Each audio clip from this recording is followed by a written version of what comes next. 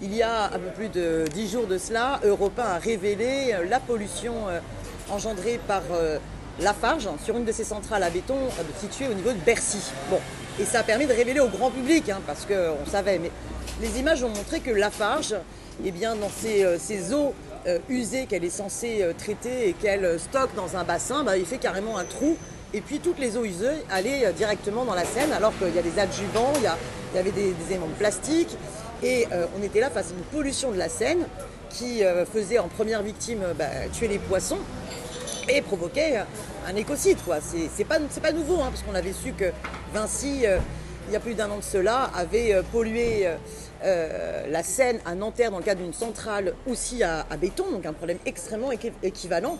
Et puis surtout, moi j'avais déjà relayé depuis plus d'un an l'alerte des riverains sur une autre centrale à béton, celle de Javel, dans le 15e arrondissement, où là on voyait que la centrale n'hésitait pas à rincer ses camions toupies directement dans la Seine. Et en fait, donc ils avaient connaissance, que ce soit la ville de Paris, que ce soit Aropa Port de Paris, qui est l'organisme en fait étatique responsable des installations de lavage sur le bord de Seine. Donc le gouvernement, tous savaient et n'avaient strictement rien fait sur ces problématiques de pollution de la Seine. Donc ça, c'est le premier scandale. On ne peut pas accepter qu'il y ait une pollution de la Seine comme ça sans que rien ne se passe. Et il y a des raisons à cela. Il faut savoir qu'ils ont diminué au niveau du gouvernement les inspecteurs chargés d'inspecter ces sites-là pour protéger l'environnement. Donc il y a d'abord ce problème-là. On réduit les effectifs de contrôle et donc les multinationales peuvent faire ce qu'elles veulent. Après, en plus, il faut savoir que les pénalités qu'elles encourent, c'est pas grand-chose. Par exemple, Vinci a dû payer simplement 50 000 € d'amende. Alors, ils ont dû quand même verser 200 000 € pour remettre le site en propre, réparer leur catastrophe environnementale.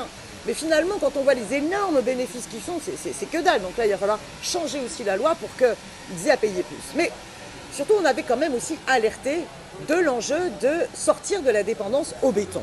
Alors, sur la centrale Lafarge de Javel, la bataille, elle continue parce que Aropa Port de Paris, donc le gouvernement, ont renouvelé pour plus de 20 ans la concession pour la centrale Lafarge et la ville de Paris a donné tranquillou son permis de construire pour que Lafarge multiplie par 2 sa capacité de production de béton, avec tous les risques que ça peut provoquer. On est en zone inondable.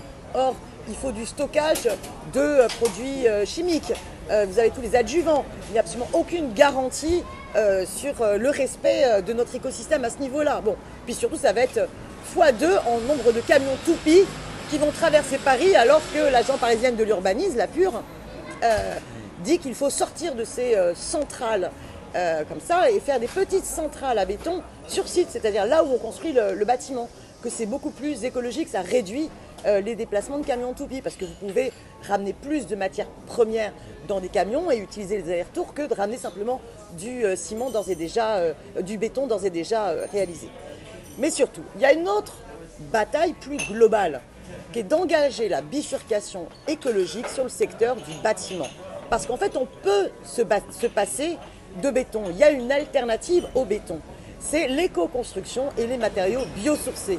Moi, depuis déjà 2016, je travaille sur le sujet, en contact avec les associations. Je pense à l'association LESA, que je remercie, et qui, elle, se bat pour promouvoir l'éco-construction.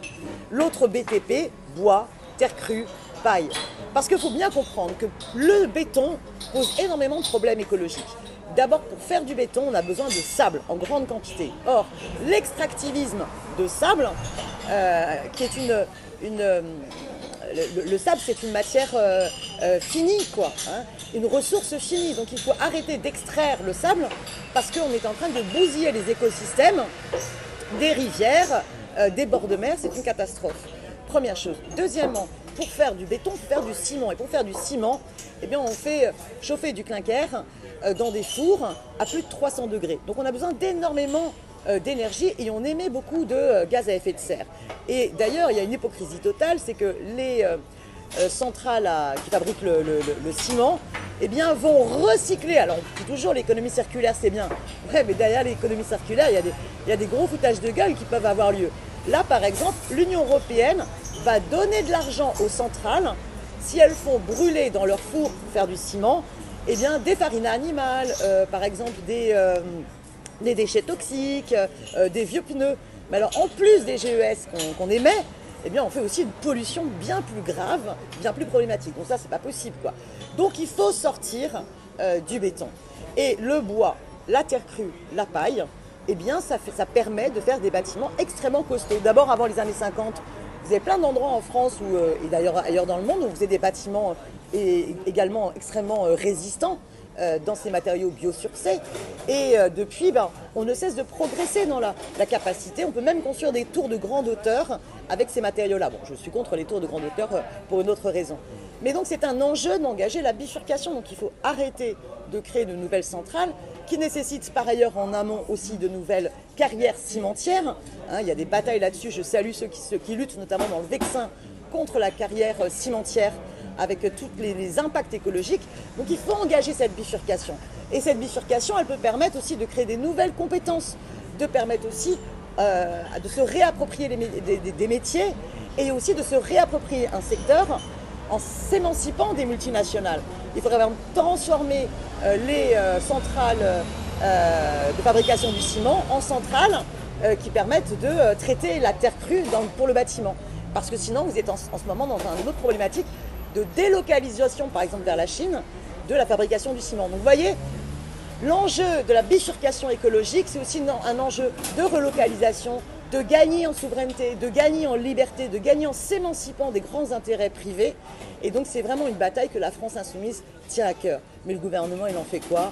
Strictement rien. Voilà pourquoi la lutte, elle doit continuer, on lâche rien.